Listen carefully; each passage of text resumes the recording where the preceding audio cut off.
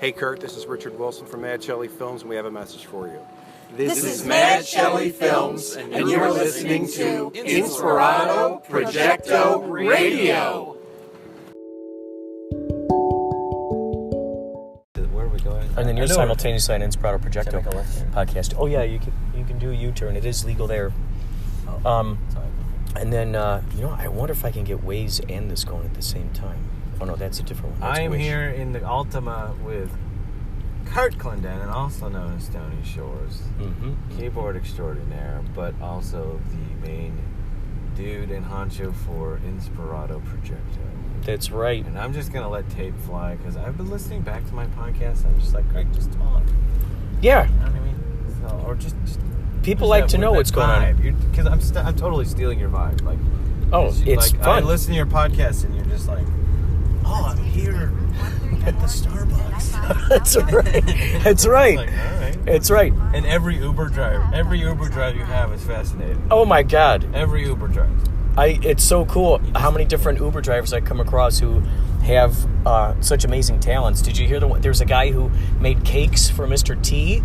He made cakes, like extraordinary cakes. There was a guy that I just talked to who came out from Egypt. He said he only lived I don't know, 3 miles away from it or something. Yes, I heard an Egypt guy. And then there's another guy that I met, this Russian guy who's a jazz singer extraordinaire in Russia, but he comes over here and due to, how things don't translate over. I mean, you could have a master's degree out there as a doctor, but then somehow that doesn't translate to out here, so then you got guys driving for Uber. It was one of those kinds of things. So I always like to learn what kind of other things they have outside of the Uber, because sometimes I hear stories where they just feel like they're stuck in a hamster wheel, and it's so cool. You are so good at that, at bringing people out in terms of what they've got inside them, because it could just be a normal Uber drive, but by the end of it, it's like, I'm in tears. Oh my God, thank you. I'm in tears. I've heard a couple where I'm just like, oh my God. I mean, the last guy was talking about, I think, ancient, you were talking about ancient electricity and the pyramids. And, oh yes. Was that the Egyptian guy? Oh yeah. Yeah. It's just like, what the fuck? Oh my God. It's an Uber drive, but you guys are like... It's so fun because they're probably not used to hearing people asking them questions. Right. People just playing That's what I like Candy Crush or whatever. Right. It's just... Yeah. I like fudge. Right. I like fudge. Yeah, so tell me more about yourself. I like fudge. All right. Thank you. I like fudge. Tell me more about fudge. Well, it's really delicious. Really. I like fudge. 300 feet. Turn left. Anyways. It's fun because these people, ideally, the intention is that by me kind of like, it's like shocking them, oh, I see. Okay. So we got to turn here. Wait. Oh, yeah, here. Yeah. If you can do it. I had the volume off so it wouldn't intrude on our cosmic conversation. We're going to zippity-doo around here. So you have the cool mic. You have upgraded your microphone. Okay, so what's interesting, so I had and then, I think we're supposed to turn there, but hold on, let's see. Do I get on the 101? I'm sure this will tell us something. I'm getting on the 101? 500 feet. Turn right. Bellflower. Oh, here. I guess we're not getting on the 101. I think it wants to take us to 134. Let's see. Hold on. Let's see what this says now. Let's see what this says. I've done this 100 times, but now I'm listening to the computer. And okay. So up. Okay, so take a right at the not the next street, but within a couple of streets. Gotta love computers. Just make everything so simple. Oh yeah, the light. Yeah. Right at the light. Right at this light coming up. Yeah, that one. Okay. Isn't that great? There's this computer brain that figures how to route you. It knows what to do. It's so crazy. It's like, no more do you have to, clinch up, squinch up, and like, when you know that this thing goes, no big deal. Just turn it right next one. Here you go. Here's another one. I should know this. I've been driving these streets for years and years. I should know exactly where the 134 Well, it's funny. I have no idea. Because I remember when I first moved out here and I had the Thomas guide, I was like, I clinched up. I'm like, oh my God, I passed the thing, and then it's like, and I didn't, and I get to something that wasn't a part of the plan that was in my brain. Like Jesus. It was a scary, terrifying thing, and then you really can't drive too much anymore because then you're all it's like you turn into a Nautilus and curl up on the floor. So I had the iPhone 5S, and this is the same microphone that I used to use. The thing is, no. We're going to go up here. Oh, I see.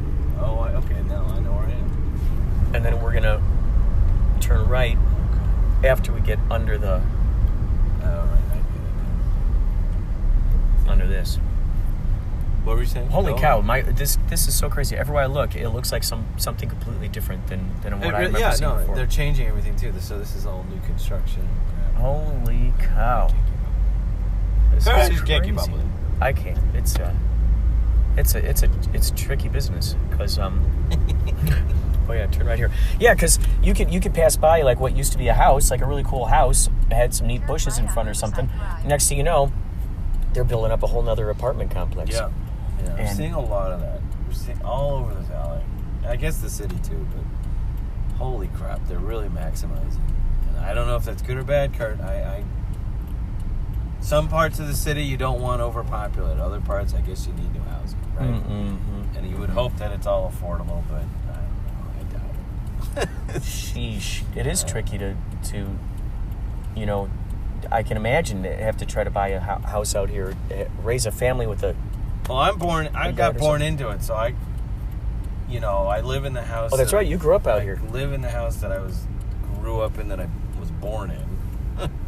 She gave birth right there on the carpet. You still have the birth stains. And the umbilical cord. Kept the carpet. I said that carpet stays. That's right. That's a little bit of me on that carpet every day. And it belongs in the museum. The Spivek Museum gets that slice of carpet with my afterbirth on it. God damn it. The Spivek Museum. All right, don't fucking donate a dime to nothing.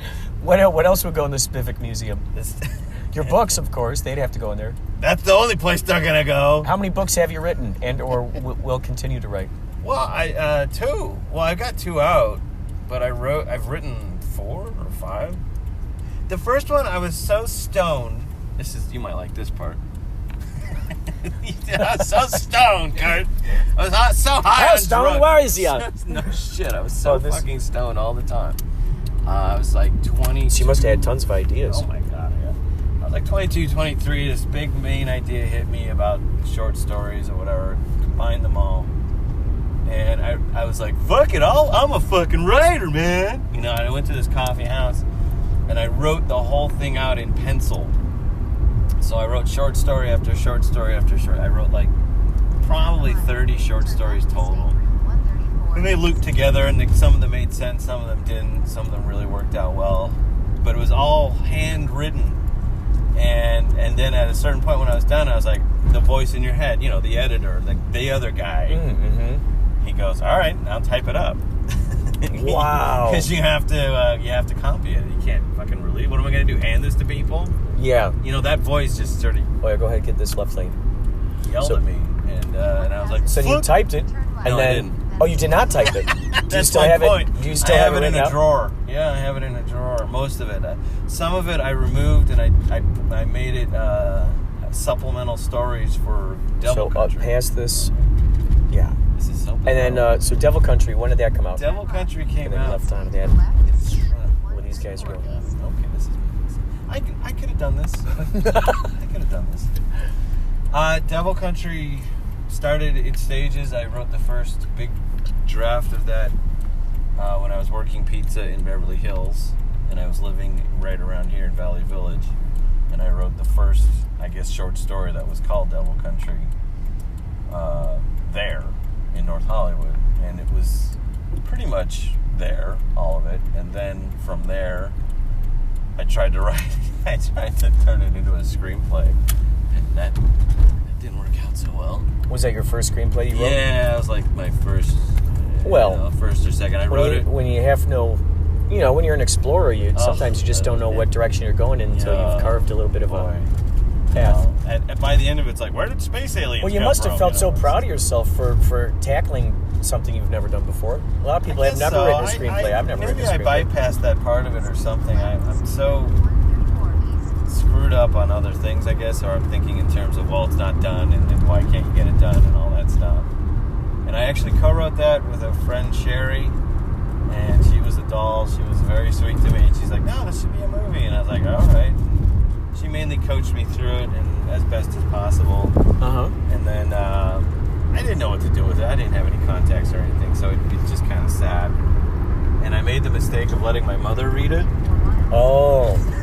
Did she critique it? She was, well, it was some moments in it weren't too flattering. Oh. You know what I mean? Just because it was about a guy who was living at home and he was an adult. Boy. And his mom was pissed off. Oh boy. And it didn't go over well. Wow. That was a bad moment. Wow. That in itself is a movie. When, it's like someone reading someone's diaries, so to speak. Because then they're like, whoa, here's your mind on this page. It was relevant because I finally realized, writing can affect people. What you say and what you put down, it's kind of like, it's on the record, kid. Whether you want it to be or not, here it is. And if someone's offended by it, you're either going to have to defend that choice or apologize, depending. Now, most people are like, oh, fuck it, I just write to write.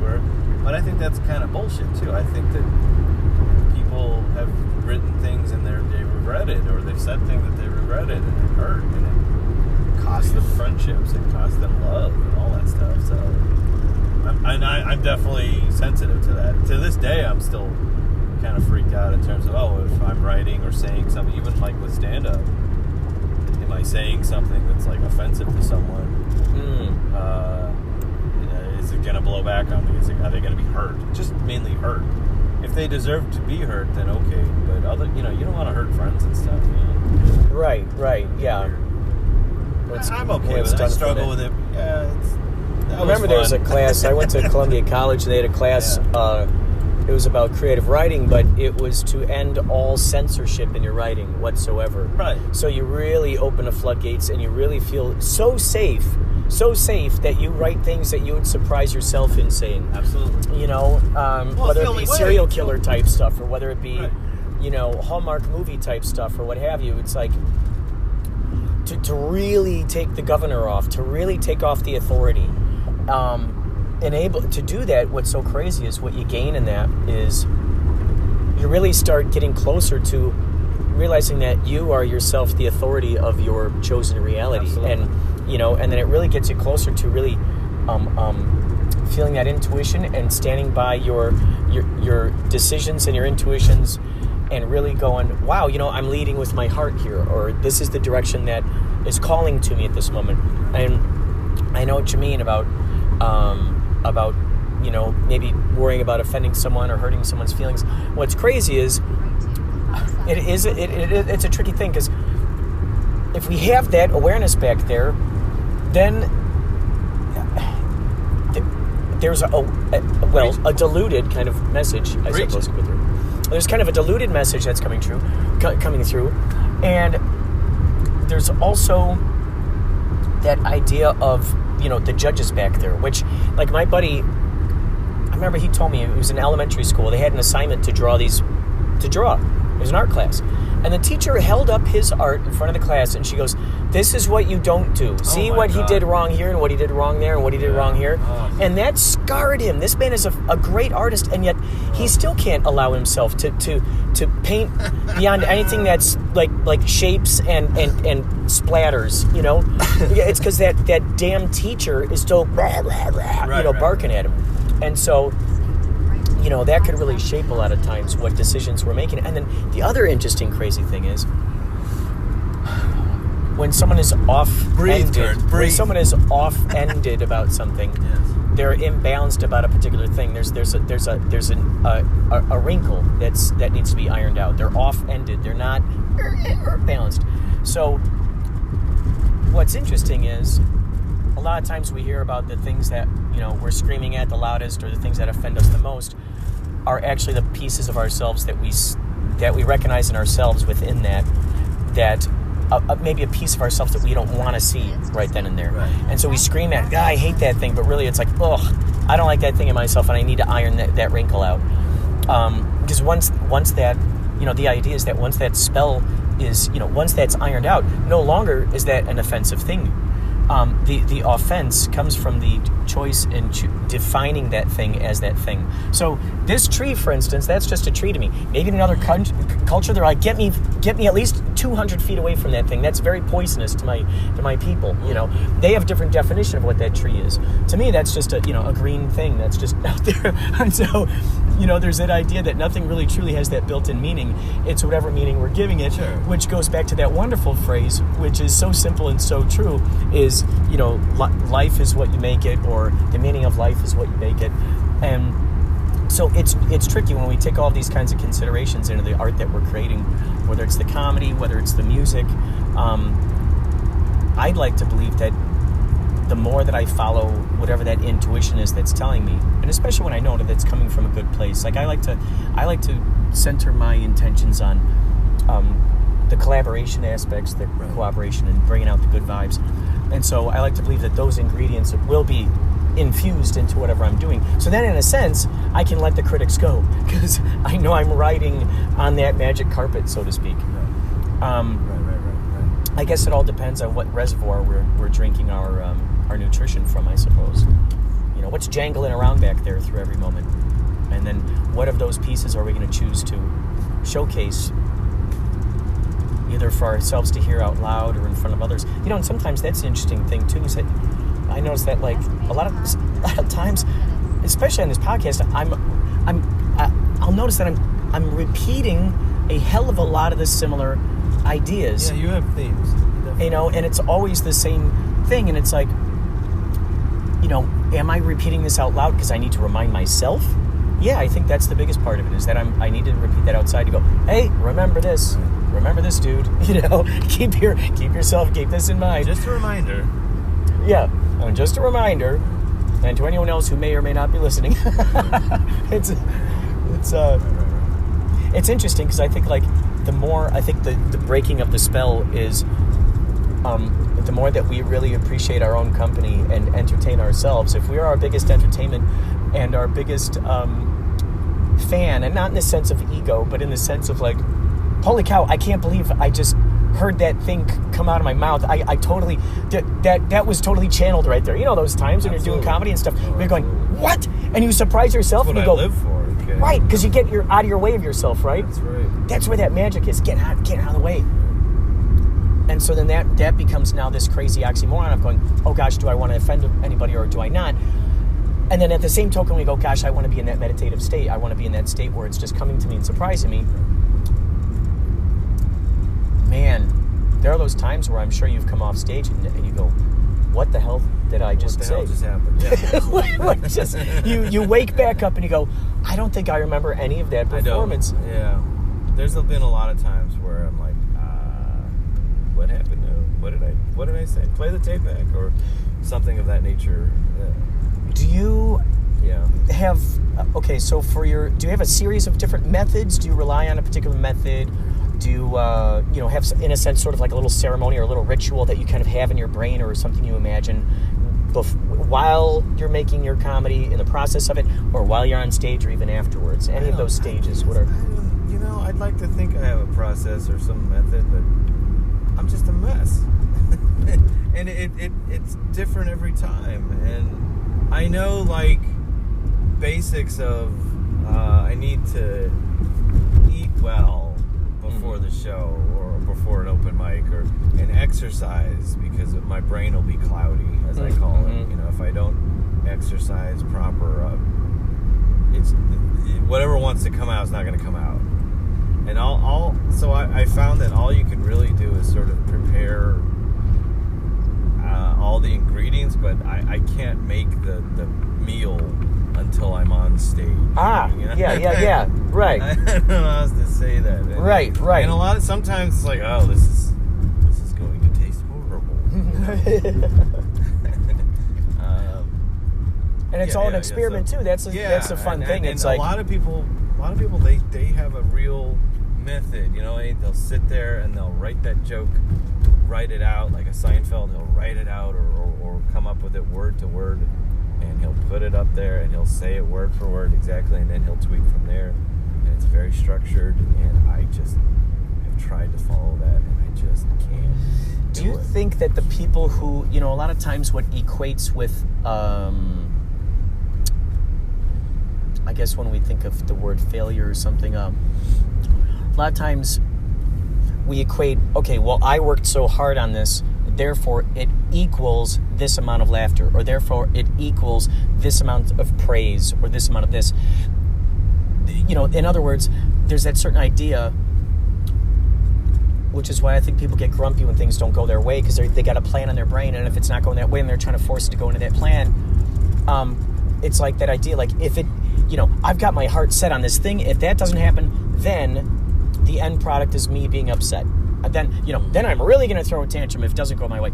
So already setting up that thing. They put a lot of stakes on it. A lot of stakes on it. So do you feel that by being more playful with it, and a little less, restrictive on it, I guess, do you feel that after a show it's a lot easier for you to just kind of not expect a specific outcome? Well, I have to go in. Yeah, I think we're gonna exit soon. I have to go into the experience detached from the outcome. Right. Yeah. As much as possible. Yeah. If that's possible, then yes. That's what I'm trying to do. I'm not saying I accomplished that every time. I love it. But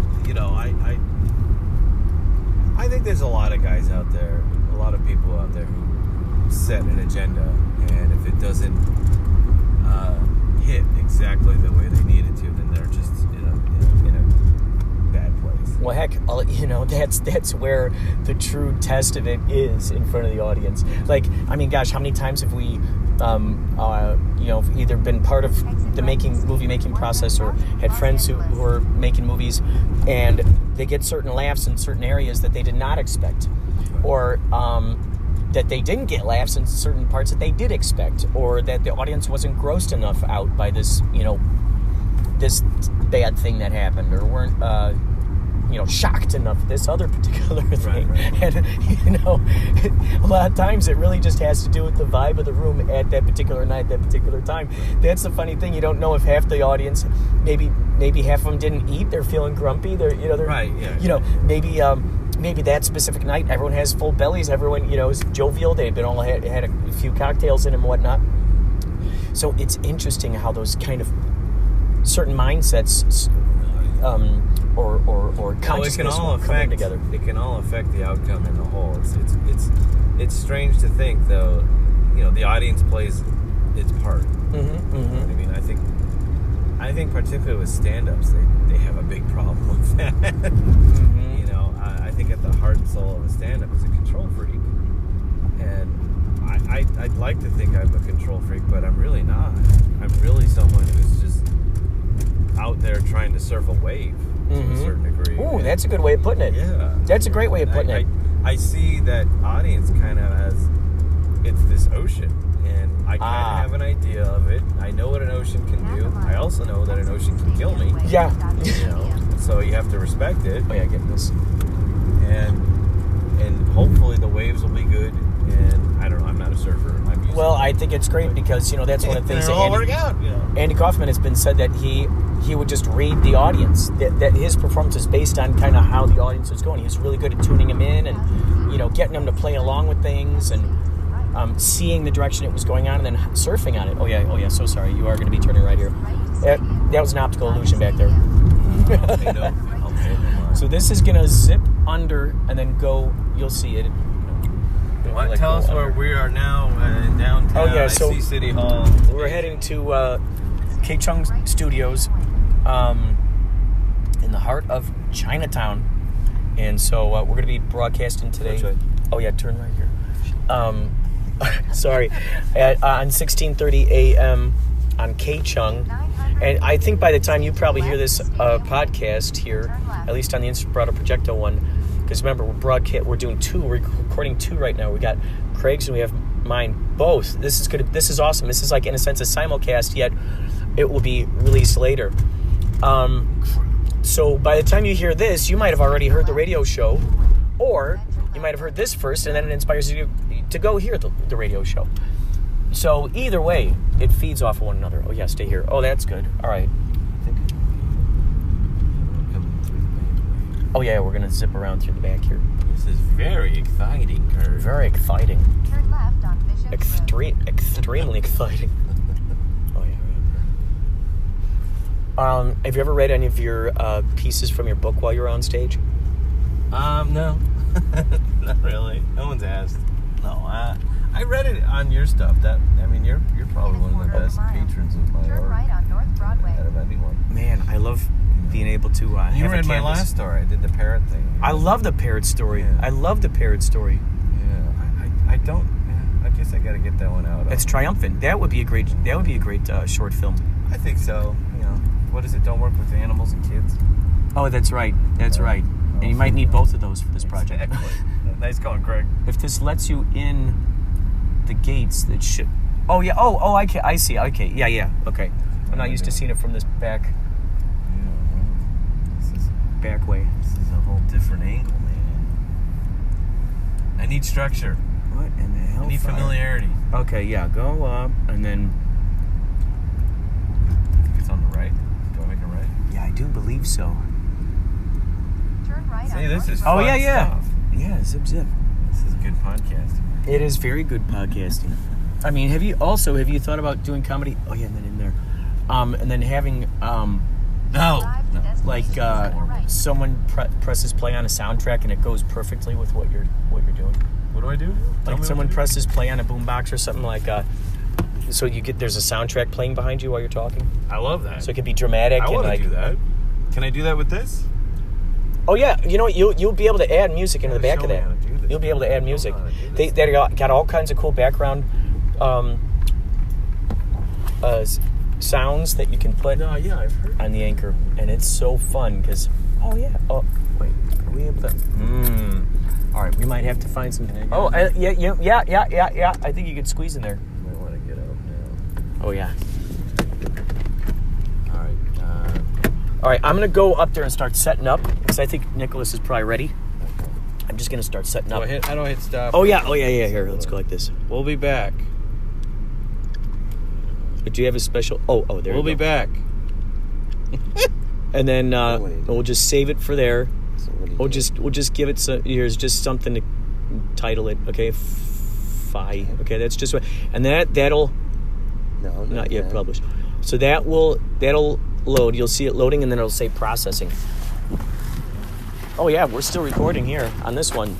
So you'll hear the extras. You'll be able to hear both podcasts at the same time if you press play on both the Craig Spivek podcast, which is called CraigCast, and then you press play on Inspirado Projecto. That would be a cool thing, like to see how kid plays simultaneously. We're going up the steps right now. It's 12:54. I've got a few songs to play on this episode, more than I'm used to playing. I'm not, we don't really play a lot of songs. This one I think is going to have about 3 songs from Phil Donlin, 1 from a girl named Tilli, 1 from Connor's band, Connor McCrory. Phil and Connor are going to be calling in. Craig Spivek just dropped me off, as you know. He's going to be the in-studio guest. He's going to have a request. Or I'm going to request him the request. All right, let's see. Oh, yeah, here we go.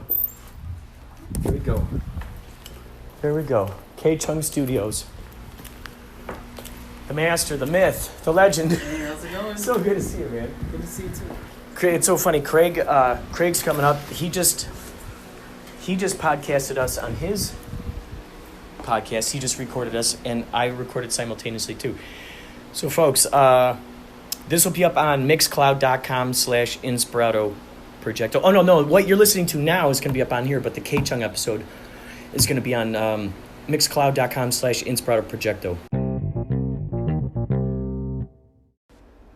What you're about to hear is a song by Tilli called The 26th Floor.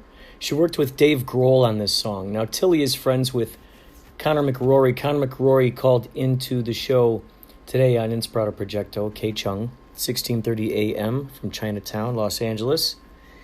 He called up. We talked to him. I had a list of songs that I was going to play, and I cannot believe it slipped through my fingers. And I promised Tilli that I'd play it on the radio show. Well, I'll tell you what, Tilli, I will play it on the radio show, and also I'm playing it right now here on the podcast. This episode is actually coming out faster than the episode that we had earlier today at the studio, because when we were leaving, the studio was not connecting with the internet. So I'm going to go back there tonight, grab the file, and then upload it either tonight or tomorrow from our live KCHUNG show, which features Craig Spivek, who we're talking to in the car that you just heard, Phil Donlin,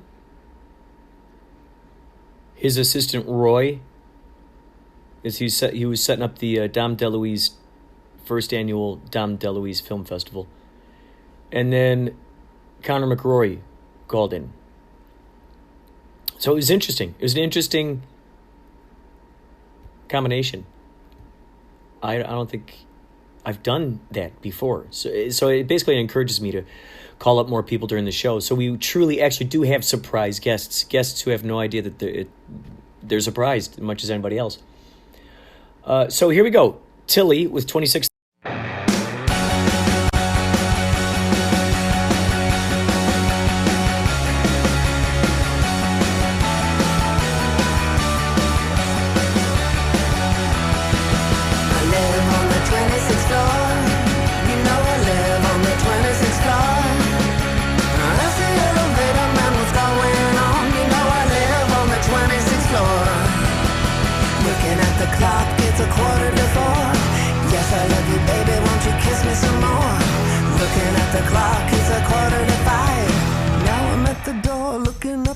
I'm really glad I'm alive. I'm really glad I'm alive. I live on the 26th floor.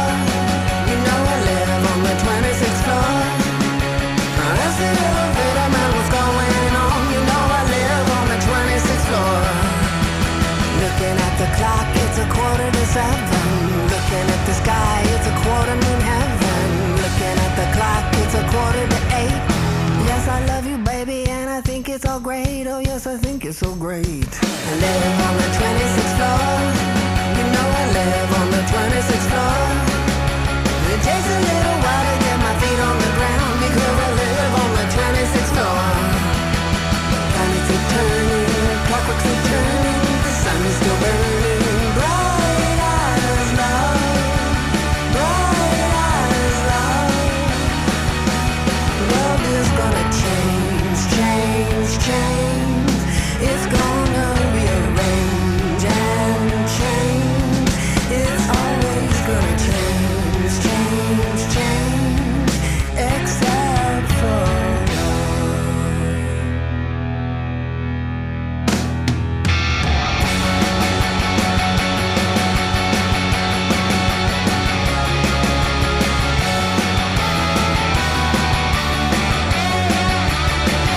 looking at the clock, it's 8:45. Now I feel your heart beating next to mine. Looking at the clock, it's 9:45. Looking at the cards, and yes, I'm all in. Looking at the clock, it's 11:15. If you wanna die, then I feel your heaven. Looking at the clock, it's 1:45. I look into your eyes and see my solar light. I live on the 26th floor. You know I live on the 26th floor. As the elevator man was going on, you know I live on the 26th floor. I live on the 26th floor. You know I live on the 26th floor. You wanna come and see me take the underground and then wait for the elevator. Wait for the elevator. Wait for the elevator.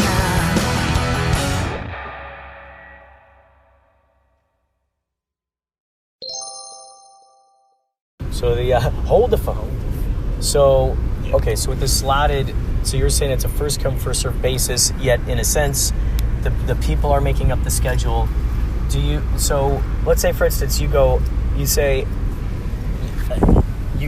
you get there right when they open up the slot. For instance, how often do they open a brand new slot? I mean, do they do it that same night right after the open mic, and so then you can sign up right away for the next one? No, I can sign up. I think it's 5 days in advance. So, like, I could sign up today for what is today? Today is Monday. I could sign up, I think, all the way to Friday. And so you could potentially go, I want a 9 o'clock slot. And as long as you were the first one to sort of be the pioneer on there, so to speak, for the new slots, you get that, right? Yeah, if I'm first. If I'm first, then it's like, oh, what's the 9 o'clock show? Is there any slots open? Yes. Okay, I'll put my name in. Oh, okay. And then it fills up. And it's getting to the point now where you have to do like a day in advance. I can't find my... So, I'll show you. It's easier just to show you. But I don't have my charger. Oh, I know it. I see. I switched things up. Okay. Let's see what I'm doing now. It's all a thing now, Kurt. Oh, yeah. It's all a thing. One thing's for certain, it's all a thing. Let's go see. Oh, wait, I should probably look at the directions here. Oh, yeah, we're going to go 0.5 miles to Academy Road. You're taking me to the cops, Kurt. Because we're going straight to the cops. Why are we going to the cops? Straight to the cops.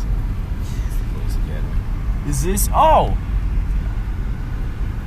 Well, this is the police academy's right here. Is it? It is? It's right over here? Yeah. It's right next to Dodger Stadium. Oh.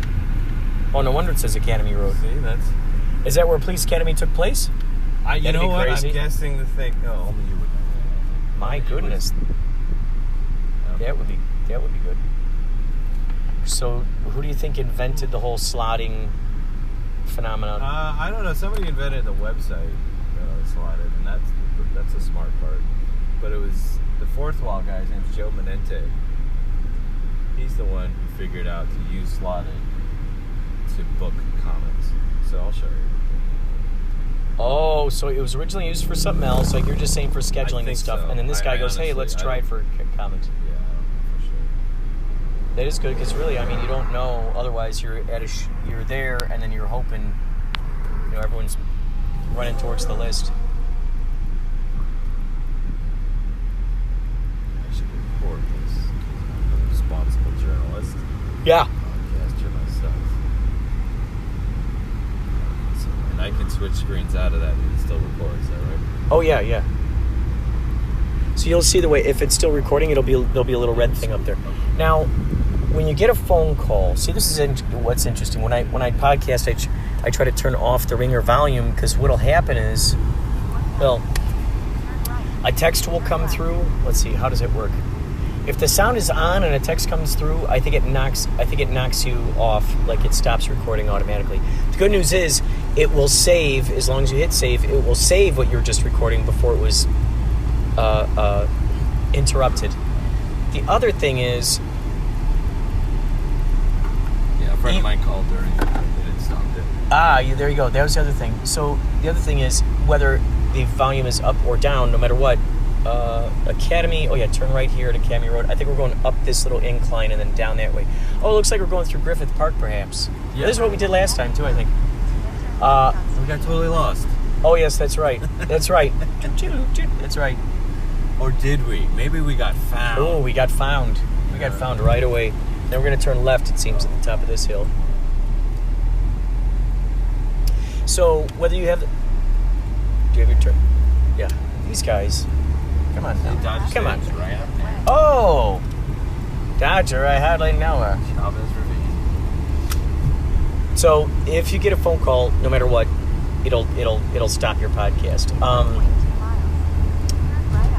Which is, it's at least it saves it. In the olden days, it didn't save it. So you'd have this, 45-minute rant about tacos or something, and then all of a sudden, my taco rant, cling clong, and all of a sudden, there it goes. My beloved taco rant. I could have sourced so much good material from that one. And the meaning of life is... That's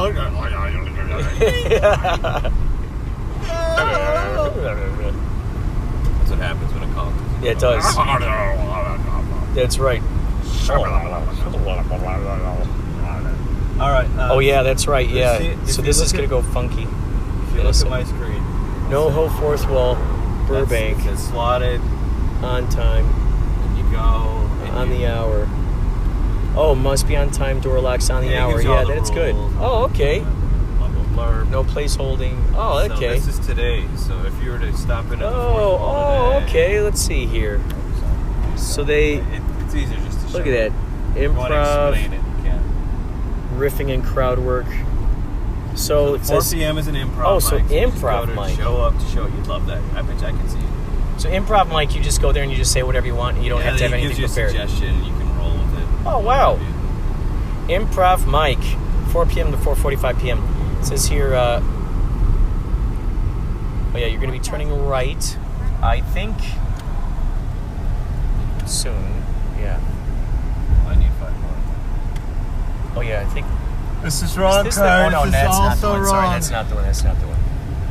It's the next one. Screw your You know, ways. this reminds me of that Office episode where Michael drove straight into the pond because he was like, "See, GPS makes you do terrible things. I told you." And it's like the street was like maybe another 50 feet in front of him. All he had to do was turn left at it, but he turned right into the pond. It's all GPS's fault. I follow it blindly. Oh yeah.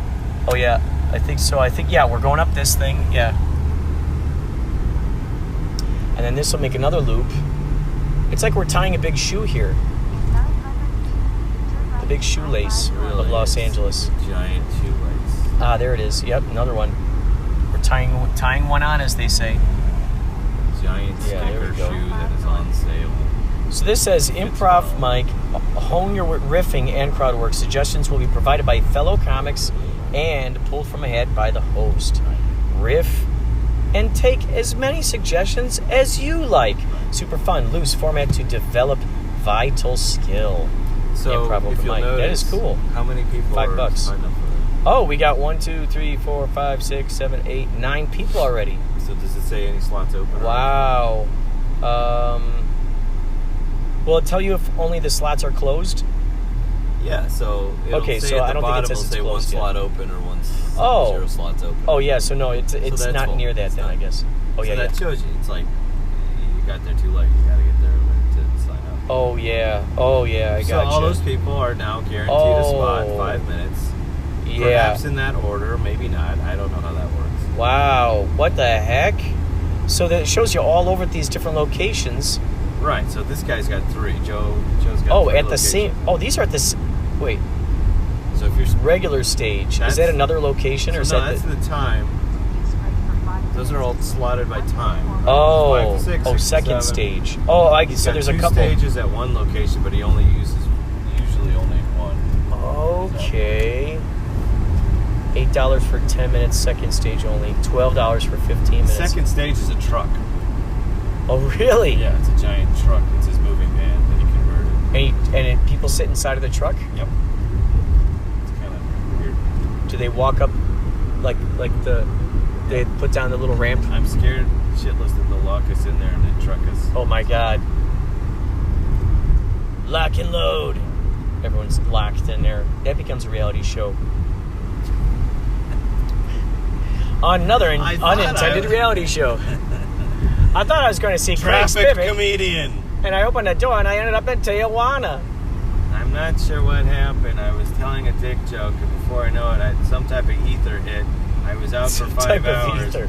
and now I'm in Guadalajara hosting a karaoke. Oh my god. And Cool. I can't seem to leave the country, and I don't have a kidney. Yeah. And I have no... What do you do in that situation when you don't have your pass? Like those people in other places, they're on vacation, they lose their passport, they lose their identifications. What is the first thing you get? I got to ask you, what's the first thing you would get? If you're in Guadalajara, none of your stuff is with you, what do you do? Laid. Get laid, first thing, bam. Get laid. At least I'd have that. So first, number one, you get laid. Number two, I don't. what do you... What is the question? I'm sorry. Well, okay. So, for instance, you have no passport. Right. You got no wallet. None of that, and you're in Guadalajara. You'd Just be like the dead scenario. You'd be dead within hours. Okay. That answers my question. Scenario there. There's no You would scenario. just be murdered. You're just murdered. White guy, come here. Come to Guadalajara for the karaoke. Stay for the death. You want a steak? Go down this alley. You want a steak? Ah! I once had an idea for a. I didn't know if it was going to be a short film or just a short story called Steak and Eggs, STAKE and Eggs, and it's about a girl who realized that her boyfriend is a vampire. I like So then she decided. I don't know if she's going to kill him or not. I don't know. It's all up to what the characters want. What do the characters want to do? One of those. Yeah. Steak. Stay for the steak. So, what's the biggest stage at the fourth floor? Oh, the fourth wall. Fourth wall. He just opened his third location, which is in Hollywood and Normandy, I think. Is that the fifth wall? That's my joke. Ba-da-ba. Every time I go up, I'm like, it's good to be here at the fourth wall, not the fifth wall. Screw that third wall. Fourth wall. It's all about the goddamn fourth wall. Forget that third wall. Third wall, a bunch of homos. Do you ever break the fourth wall to? I mean, I guess in a sense you got to break the fourth wall to the audience. Yeah, I think that's right. That's part of the. I guess that's it. I guess. Well, what would a stand-up comedian be if he didn't at all do the fourth wall thing? Oh, it could be. Maybe that's the bit. You don't ever address the audience. You're not trying to play to the audience. It's just you muttering to yourself on a chair. There's plenty of guys showing up who are already doing that, Kurt. There you go. See, now there's another idea I don't have to do. I don't have to do that. So I already did it. Breaking the fourth wall. I love it. An attempted irony. Not breaking the fourth wall. But it's really just them being psychotic. Ah. There's so many psychos at open mics. And regardless of this, there's still going to be a psycho factor. There's nothing you can do about it. There are drawbacks to it. I feel that the best critique of it would be you've got 12 guys in there. It's usually male dominated, maybe 2 to 3 girls at best. And they're all there, but they don't want to be. They don't want to have to sit through other comics. They're looking down at their cell So the audience phone. is just a bunch of comics who are waiting to be up. Right. It has that reflexivity to it. And you're always hoping that there's going to be some people who are there just to see open mics. You know, that maybe I don't know. wandered in. I wonder if that's going through their head or not. I think a lot of the mentality is I just want to work through material. That's how I feel. I see. I guess I want audience response, but we're going to take that. I want to know how this joke feels. How's it going to land? Is it coming out smooth and all that? And I guess fine. if you can make comedians laugh, then I guess you know that you're really good at it. There's that side of it where if you make a comic laugh, you're doing all right. But also, in all honesty, if you're making comics laugh consistently, you're a pretty dark comic. Oh. You know what I mean? Geez. You want to be able to cater You're a pretty dark comic. Yeah, you want to be able to cater your jokes to a civilian crowd. So, and that's the problem. Well, then these kind of that's our interesting oxymoron over here. So you're at an open mic in front of all these other comics. You're trying to hone the joke, but the joke is really trying to be honed for just other people who are not comics. Right. That's a problem. Certainly. Right to speed 134 West, Ventura. Have you gone to Kulak's Woodshed? I've heard that's a good place. I've heard of that. I heard they're very accommodating. I went to that open mic back in the day when I first moved out here. I went to a lot of open mics for just short stories and really short stories, prose and music, improv music, and I'd always take suggestions from the audience and come up with a song, and it was usually to the tune of House of the Rising Sun, so I knew how the tune would go. But it was so much fun. Oh, such a blast. And how long have you been out here? Jeez, I think 20 years almost. February 23rd marks the 20-year anniversary. Where are you from? Normally from Chicagoland area, Carroll Stream. I mean, in LA, like where did you end up? I first moved to Pico Rivera, and that gosh, it's so nuts because that was right next to a town called Whittier, and I would go to Whittier to send emails because there was a library there, and then I would send packages. This is before I had internet or YouTube. I was VHS recording, camcordering myself 5 minutes at the beginning of the day and 5 minutes at the end of the day to my girlfriend at the time. I had a long-distance relationship. Okay. So, and I can just only imagine how depressing it must have been. I mean, you know, that's, you know, God bless anybody who can move off to a whole other place and still have a long-distance relationship. It works for people. It worked for my buddy Andy, who I was a roommate with, who I knew back in Chicago. He was my roommate for a while out here. He had a long-distance relationship. They end up getting married. Phenomenal. Those, you know, there are those stories.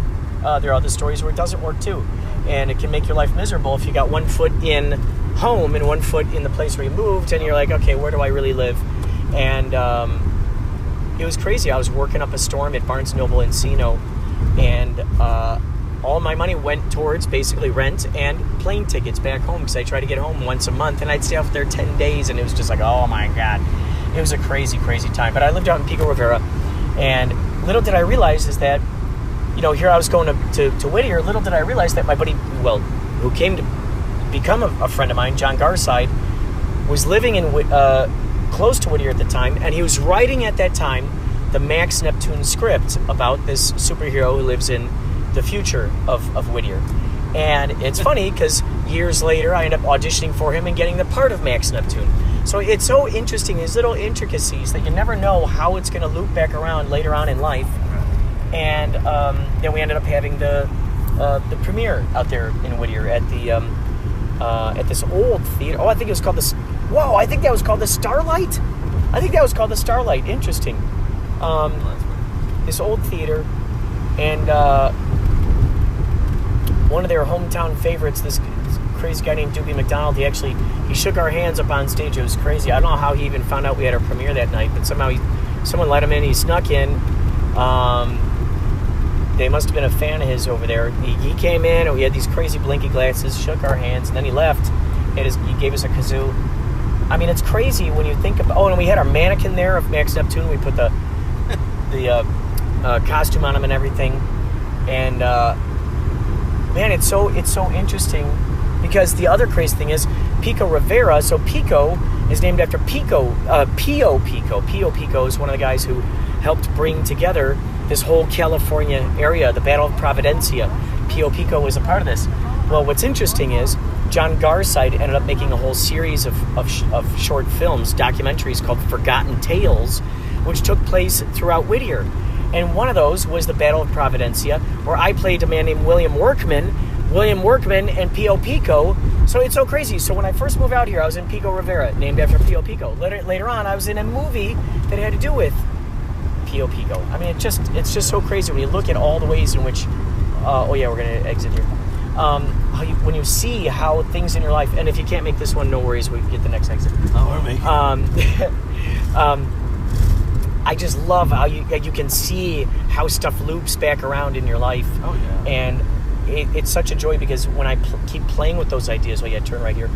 I keep playing with those ideas. What that enforces and excites and encourages me to do is to continue dreaming big without the expectation of how exactly it's going to happen or when exactly it's going to happen. Just with that trust that the higher mind is going to fill in those blanks and bring it back around in some way or another. Now, I have to do my part. Well, I should say it helps if I do my part in noticing those synchronicities, noticing those signs, noticing those omens when they're there. And going, I see this, and then moving in those directions. Those, to me, are the signs that my higher mind is going, okay, go this way. Keep going. We're leading you towards where you need to go. And it's funny, because had I not said yes to auditioning for Max Neptune, wow, I never would have been in Max Neptune. I never would have been in part of these stories that John Garside put out there. I mean, it's really fascinating when you can see how things line up and the way that they line up. For instance, Tommy Bowie, Thomas Gardner Jr. of Yachtly Crew. What got him into playing guitar in the first place was seeing a 311 concert. Well, years later, Tommy ends up moving out to Los Angeles. So you know what? You might as well turn left here, and we'll take if you're able to, and we'll just take a different way around. Tommy Bowie ends up moving out to California, and little does he realize that one day he would end up playing basketball with Nick Hexum. Nick Hexum being the lead singer of 311. So he's on the basketball team with 311. Little did he realize that his future self would be in a yacht rock band, and that his teammates would show Nick Hexum while they're playing basketball his yacht rock band, and the next Nick Hexum will go, "Hey, Tommy, why don't you get a hold of my manager? Maybe Yachtly Crew can play on a 311 cruise." I mean, that's astounding when you look at the way that things evolve in that Tommy fashion. helped make that happen. Yes. Added to the fact, what's crazy is, turn right here. What's crazy too is my cousin Scott Madden used to work for Capricorn Records way back in the day, and we were some of the first people to hear about 311 and or even see their CDs, because 311, they signed 311 to Capricorn Records. So we were given like these CDs, ahead of time. He did all the Midwest promotions for 311. He would open up, he would introduce 311 and all this crazy stuff. So I knew about 311 long ago, and little did I realize that I would end up being in a yacht rock band that would end up playing on the 311 cruise. I mean, with Fishbone, when that was the other crazy thing, because my cousin Scott Madden's brother, Dan, loved Fishbone and would always put Fishbone on the compilations. So here was 311 from the one brother, and then the cousins, the one brother, 311, bam, the other brother, Fishbone. Oh my God. And it all just came together. Oh, you could turn right here. And when you see these things evolve, and then little did I realize years later, and I was telling you, that I ended up substitute teaching for Angela Moore from Fishbone, his daughter. Right. And I mean, geez. Oh wait, this is the street that we're supposed to turn left on. Oh God. Okay, so sorry. I just realized what just happened. So if you can go back that way, sorry. Oh my God. I'm a terrible, terrible navigator, especially when I'm podcasting. Yeah, this was the street. Oh, that's so funny. This is the street that I was trying to get us to by taking a side street, but I didn't realize this side street took us exactly where we needed to go. Now I know that side street's there, and that gets us even faster where we need to go. God. Okay. That's crazy. So keep going, and I'll let you know when to turn right. So it's amazing when you see how all of these things fit together, and then on 311 Cruise, I was able to tell Angelo Moore, Angelo, I met you in person at your daughter's birthday. You invited me, remember? And I told you that I substitute taught for her. And oh, God. I mean, just nuts. Oh, yeah, turn right here. It's just so amazing when you look at that stuff and how it all falls into place. And, us meeting on the subway, and how was I to know that you ever had a kick-ass Mickey Dolenz story, or that you had a kick-ass Angelo Moore story? Yeah. Oh, my God, man. It's so funny because you never know what kind of interesting stories you're going to hear from people. Blues Brothers, which is my favorite, God. And that's on your Twitter backdrop is Blues Brothers, isn't it? I think so. Yeah. I did a Blues Brothers lip sync in high school. Oh my God, that's great. Oh my God. Maybe that's what we could do one time. I'll dress up as we'll dress up as Jake and Elwood, and we'll go to an open mic and just lip sync, do cartwheels and dance like them. That would be fun. I was Blues Brothers freak. Love it. Oh, it's so good. They're total Music superheroes if you think about it. Oh, you left here. Because they got their magical bluesmobile, which, can fly basically, and falls, thousands of feet and lands perfectly and land fine. on Nazis. Yeah. They got their superhero costumes. They got their superhero powers. Oh, God, it's just so cool. Where am Oh, yeah, keep going. We're almost there. Stay on target. Oh, you're right here, right where the green man is standing. Craig, thank you so much for the ride. Thank you so much for the podcast. Sir. Look at this. When I go in there, I got 2 parts now that I can upload as one podcast. Okay. And then I got to go in later tonight, and I got to get the file from the computer. That's still in the computer Oh, I KCHUNG. see. So I got to send that, and I'll have that up later. I may call you later to teach me how to split these. Oh, yes. Absolutely. Absolutely. Or maybe I should stop. You want to stop that? Yeah. Boop. And then, bam. And then wherever you want to name that. It's Superhero, and you're listening to Inspirado Projecto.